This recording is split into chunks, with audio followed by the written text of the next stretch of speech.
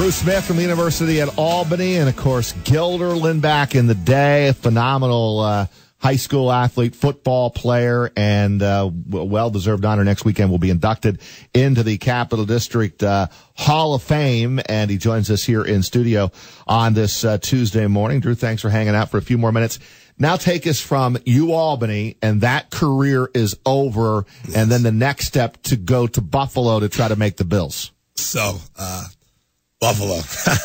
That was, it was one hell of a jump for one reason and one reason only. It was just the speed. It's just, and I think anyone will contribute to that. Size is obviously, like, these guys are massive, but like the speed. I remember my first rookie camp snap, mini camp snap, and, BJ, got on his son there. The first of all, snap count was just different in general. It was almost like it wasn't even like you're going off words. You're just feeling it like, yo, it's time to go. Huh. And, the words get faster and louder. And I remember that first jump off the ball. It was just like, wow. Like, all right, this is real. Like, you better know where the hell you're going, and you better get there real quick. Yeah, speed of body movement or speed of mental processing? Well, both. You know what? The mental processing wasn't, it still was faster, but it wasn't anything like crazy. But in terms of like just the overall speed and size is just, if you don't know where you're going, if you don't get there in time, it's over. Like, you've already lost the play. And I remember watching just the wide receivers run routes, and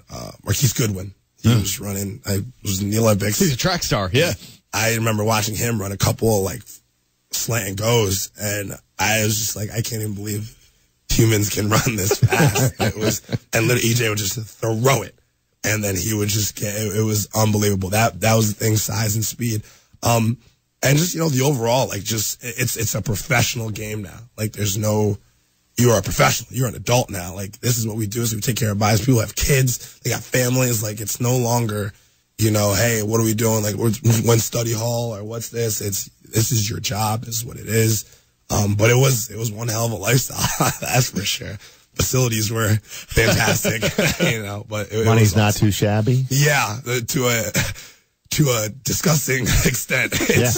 It's just, the lifestyle is crazy. I mean, the guys you just have to be, your mental state, you got to be ready. Like, when you strap that on, you know what you're here for, you know what you're doing. There's no hesitation, there's no what you're doing, because it's no longer about, hey, I'm cool no matter what, but like, I got to feed my family. And how close were? I mean, eventually you did settle in, though. Yeah, I can't even tell you, to be honest, because my time when I got hurt was just like, it was almost like spot on. The day before the final cuts is when it happened. Like, right before we just played the Redskins, I remember I was playing. I felt like I was playing unreal. Like, I was hitting my blocks, catching everything. It was great. And I wasn't quite sure, obviously, mobile-wise, or mobility-wise, like, I could run routes from the backfield a lot. Like, my hands were, like, my big strength. But then, obviously, I got hurt against the Lions, not the Redskins, the Lions. And the timing was almost impeccable, to the point where it was just like, all right, I have to have surgery. And now, with 53 men, and especially undrafted, it's kind of just like, I don't know what to go with it. So, negotiate injury settlement, which ended up financially was fantastic. But, at the same time, I'm like, man, and the worst part about it is because I finally felt like that last week. I was like getting in the swing of it and finally getting to understand the concept. And, but you don't have time, really. You better come with, especially being undrafted from that standpoint. And, obviously try to get back in best I could. But from there, it's just difficult. You're going to try out here and there, bouncing back and forth. And to a point where, like, I love the game, but honestly, being realistic, there comes a point where, like, you gotta just mentally be like, man, is this, after you went through a couple of tries, like, is this gonna work? And you hear about, like, stories of guys going, like, camp to camp, and this and that and that and that. And then, and I hate to say it, but nothing comes to fruition. And it's just like, you've been doing this forever and bouncing back, and you try and you do what you love. But at the same time, like, I know me as a person, a character, like, this wasn't do or die. It was like, it was my dream, but I know, like, I had other attributes that, like, I could contribute to making a career. And, like, I worked my butt off doing internships, the Yes Network, and here and there to do that stuff. And obviously, like, I want to, like, that's my dream, play football and being there. But, like, as an adult mentally, I'm sure, like, as you go through everything and you're seeing, like, die down and you're doing the math. You do the math in your head all the time. Like, if this guy gets cut, that gets cut. If I make this, if I make that, like maybe so you really never, you don't know whether you would have made that roster or not. And you had that injury, and the next day was cut down day. And it was cut down day, and we agreed on injury settlement. But like, there was no one told me like, yo, you're in. But you made it all the way to that point. I did. I made it. There was many cuts before, and that was the freaky thing. Is showing up the next day. And like your boy who you just made friends with finally is like his locker's cleaned out, and you're like, whew, like man, any day. They called him the Grim Reaper. That's the guy, the scout coordinator who would walk in to rooms and be like, can I have a word with you? And it's a brutal business. And everyone would be like, oh my God. After all you've been through with the workouts and the practices, and then you get right down to it and somebody comes and says, sorry, it's not going to work. And that's it. I know. It's crazy, but it was fantastic. I got some great memories, some wild plays. Tell us about, I know you caught a touchdown in front of a sellout crowd from E.J. Manuel, but Drew, I want to hear the story about Fred Jackson, who really took you under his wing. I know he's beloved by Buffalo Bills fans. Yeah. But the type of guy he was. Well, first, he was like the father of everyone. Just an adult. Great guy. Would do anything for anyone. His family was awesome. He really took all the running backs under a wing. And I remember that group. It was, Fred, CJ Spiller, Tashard Choice, Frank Summers, Kendall Gaskins. I know I'm forgetting someone, but, and it was a group, and he would always bring us to his house. We'd do stuff, and Tyrone Wheatley was our running backs coach. So, like, some days in the film room, like, we would just watch each other's highlights and just like, look at this, like, look at that. And man, like, this is CJ, like, this is when I was at Clemson, and I went for like, $150 or whatnot. So it was fun, but Fred was like, and just strong, just so strong. Like, people don't get, like, I watched him put 295 up and do it like 16 times.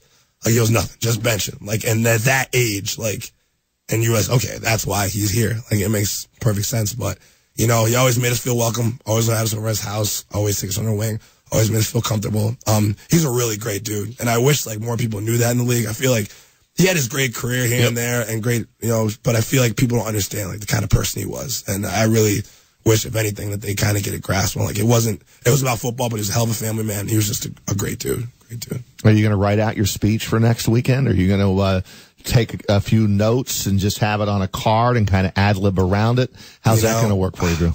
I was always a good public speaker for the most part. And, I think I'm going to write some notes, but I don't really I feel like I don't need to highlight anything really in terms of like my career. I mean, it's all there on paper or whatnot, but it's more of just like the journey and, what I learned from it, and kind of just harp on the values and instilled in me. Obviously, thank my parents, thank the family for sure. But, we're all there for a reason. We know why we're there. We've all done incredible things on the football field at young ages. But, I think this is more of a time of celebration and just to reflect on what we've done. Because, like I said, I think there's only one of us that's still doing it, and he's doing a pretty damn good job of it. So, it's just nice. It's kind of almost like a time for fellowship and just be like, hey, we're in a fraternity, we're joining together, and, just take a night to just reflect. And because I don't do much of that anymore in terms of football. Here and there I might run across a couple plaques, but like for the most part, I don't. So it's just a nice time to hang out with family, friends, meet people. And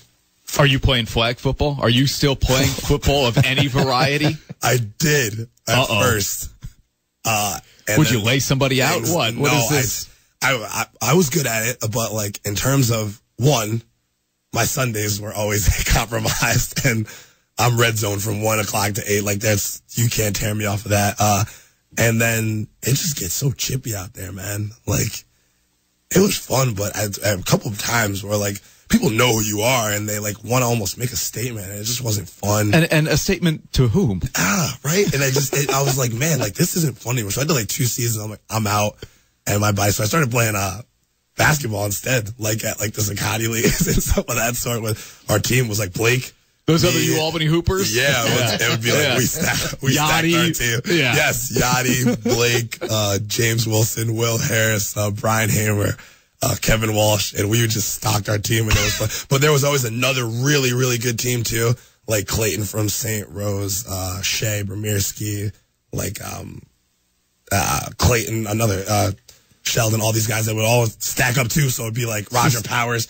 So like we'd all eventually come together at the end of the league, but it was just as our former colleague Zach By played in that league. Yes, that's right. You were on a team for one season too.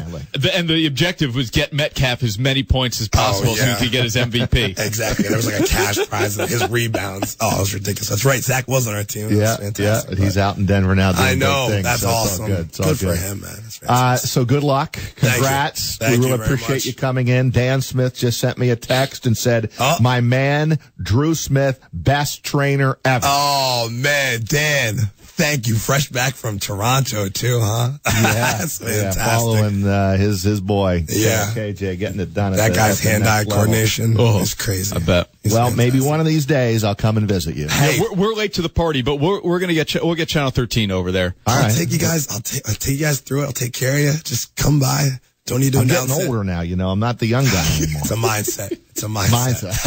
I love this guy. Hey, Drew, always fun spending some time with you, man. Appreciate it, man. So